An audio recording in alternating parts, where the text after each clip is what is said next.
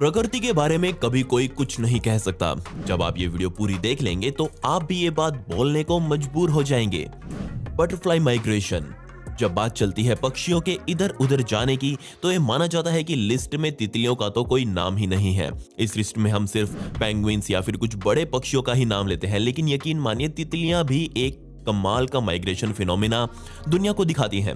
हर साल करोड़ों मोनार्क तितलियां नॉर्थ अमेरिका से अपना प्रवास शुरू करती हैं। वैसे तो आपने सुना होगा कि तितलियां हर तरह के मौसम को झेल लेती हैं, लेकिन मोनार्क बटरफ्लाईज नॉर्थ अमेरिका की हाड़ कपा देने वाली ठंड का सामना नहीं कर पाती। इसलिए जब इन्हें लगता है कि मौसम में ठंडी आ चुकी है, तो उसी वजह से ये अपना रुख साउथ की तरफ कर लेती हैं। पूरी दुनिया में सिर्फ मोनार्क बटरफ्लाईज ही हैं जो इस तरह का प्रवास करती हैं। जब इनका प्रवास शुरू होता है तो नॉर्थ अमेरिका के कुछ शहर पूरी तरह से तितलियों से लद जाते हैं। उनके पेड़ों की हालत कुछ ऐसी होती है और इनका फाइनल डेस्टिनेशन होता है मैक्सिको के सियारा मैड्रे माउंटेन्स। यकीन मानिए इन दोनों जगह के बीच की दूरी 3000 मील की है और ये पूरी यात्रा ये तितलियां सिर्फ हवा के बहाव पर ही निर्भर रहकर कर पाती हैं। अब बात करते हैं उस फोटो की जिसे देखकर आप ये वीडियो देखने आए हैं। जी हाँ, थंबनेल की। तो ब्राजील में एक बाइक सवार ने हाल ही में चलते चलते एक फोटो खींची जिसमें साफ साफ देखा जा सकता है कि एक बहुत बड़ा अज्ञात क्रिएचर आसमान की तरफ खड़ा है। लेकिन इससे पहले कि आप कुछ सोचने लगे, उससे पहले मैं आपको बता दूं कि ये तो सिर्फ एक तरह का खास क्लाउड फॉर्मेशन है। ये फोटो जैसे ही इंटरनेट पर आई तुरंत वायरल हो गई, क्योंकि लोगों ने इस पर बिना सोचे समझे विश्वास कर लिया। उन्हें लग रहा था कि बहुत बड़ा जीव आसमान से पृथ्वी पर उतरा है और ये फोटो उसकी है। खैर, आपको क्या लगता है, ये सब क्या है? क्या ये सिर्फ एक प्रकृति का करिश्मा है या फिर सच में कोई राक्षस पृथ्वी पर घुस आया है? कमेंट्स में पिक मी लिखने के साथ साथ मुझे अपने विचार इस पॉइंट पर जरूर बताएं और साथ ही इस वीडियो को प्लीज एक लाइक दे दें। पेनिटेंटिज। अगर आप भी अपने शहर या गांव की भीड़भाड़ से परेशान हो चुके हैं और खुद को थोड़ा आराम देना चाहते हैं, तो ये जगह आपके लिए कैसी रहेगी? जी हाँ, यहाँ पर आते ही आपको लगने लगेगा कि आप पृथ्वी से हटकर किसी और ही ग्रह पर आ गए हैं। आपने ऐसे किसी नज़ारे को जरूर किसी मूवी में देखा होगा, जिन्हें मूवीज में आइसिकल्स का नाम दिया गया है। लेकिन आप डरिए मत, ये आइसिकल्स नहीं बल्कि ये तो असल में पेनिटेंटेज हैं। ये बहुत अजीब तरह की बर्फ की कलाकृतियां जो पूरी तरह से प्राकृतिक हैं, और ऐसी कलाकृतियां सिर्फ और सिर्फ बहुत ज्यादा ऊंचाई वाले इलाकों में ही बन सकती हैं। और आपको इस तरह की पेनिटेंटिस देखनी हो तो किसी भी बर्फीले इलाके में 13,000 से ज्यादा फीट की ऊंचाई पर चले जाएं तो आपको भी ये दिख जाएंगी। है ना कमाल? आमतौर पर इन्हें देखकर लोग बहुत डर जाते हैं, लेकिन ये पूरे प्रकृति के सबसे खूबसूरत फिनोमिनाज में से एक है। लेकिन इन्हें सिर्फ दूर से ही देखिए, अगर आप इनके बीच में गए तो जरूर कहीं फंस जाएंगे। यकीन मानिए आपका बाहर निकलना बहुत ज्यादा मुश्किल हो जाएगा। Sardine run.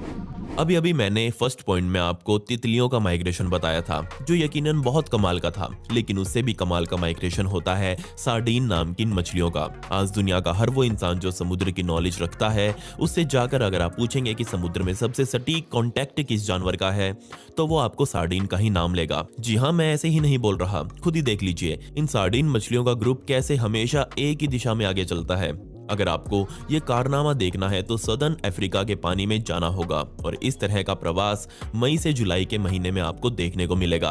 यहाँ आपको अरबों की संख्या में सार्डीन मछलियों का ऐसा झुंड ग्वाला के तट से बहता हुआ साउथ अफ्रीका के पूर्वी तट तक जाता हुआ दिखेगा। ये माना जाता है कि अफ्रीका में होने वाला ये माइग्रेशन पूरी दुनिया का सबसे बड़ा माइग्रेशन है, क्योंकि इस टाइम पर एक नहीं बल्कि कई खरब मछलियां एक साथ ट्रेवल करती हैं। लेकिन उनका ये माइग्रेशन बिल्कुल भी पक्का नहीं होता। कुछ साल तो लगातार ये आपको इधर उधर भागती हुई दिख जाएंगी, लेकिन कभी कभी आपको एक भी सार्डिन यहाँ नहीं दिखाई देगी। जब इसका जवाब वैज्ञानिकों से मांगा गया तो उन्होंने भी अपने हाथ खड़े कर दिए, लेकिन सभी वैज्ञानिकों ने एक बात पर सहमति बनाई, और वो था पानी का तापमान। जी हाँ, वैज्ञानिकों ने कहा कि शायद ये मछलियां तभी इस पानी से बाहर निकलती हैं जब यहाँ का तापमान 21 डिग्री सेल्सियस से कम हो जाए, लेकिन पक्का कुछ भी नहीं कहा जा सकता। खैर, मैंने आपको बता दिया है। अब आपसे इसके बारे में कोई पूछेगा तो आप भी इसके बारे में आगे बता पाएंगे। Light pillars.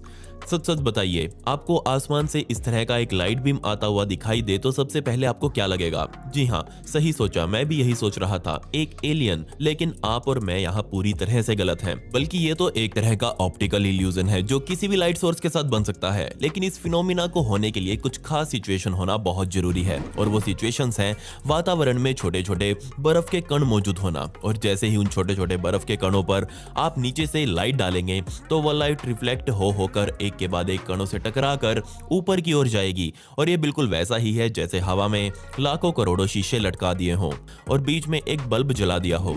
लेकिन अभी आपकी स्क्रीन पर मैं आपको एक फोटो दिखा रहा हूं जिसमें एक हरी रोशनी आपको आसमान में दिख रही होगी। तो आप मुझे ये बताइए कि इस तरह की हरी रोशनी प्रकृति के कौन से काम की वजह से पैदा होती है और ये कहां पाई जाती है? Super storms. जैसे कि आप नाम से ही समझ गए होंगे कि अब मैं किसी छोटे मोटे तूफान की बात नहीं कर रहा। जी हाँ, मैं यहाँ बात कर रहा हूँ सुपर सेल स्टॉर्म्स की। और यकीन मानिए ये तूफान अपने आप में बिल्कुल अलग है, क्योंकि जहाँ आम तूफान धरती पर कहर मचाते हैं, जबकि ये सुपर सेल तूफान धरती से ऊपर उठकर कुछ इस तरह का कोहराम मचाता है। इस तरह के तूफानों को मेसोसाइक्लोन भी कहा जाता है, लेकिन आम भाषा में आप इन्हें रोटेटिंग थंडरस्टॉर्म भी कह सकते हैं। बेशक इस तूफान के बारे में दो सबसे बड़ी बातें हैं जो आपको पता होनी चाहिए। पहली, ये पूरी दुनिया में सबसे कम आते हैं। दूसरी, जब आते हैं तो इनका परिणाम सबसे भयंकर होता है, क्योंकि जहां आम तूफान 1-2 किलोमीटर चौड़े होते हैं, वहीं एक सुपर सेल स्टॉर्म पूरे 35 किलोमीटर तक चौड़ा हो सकता है।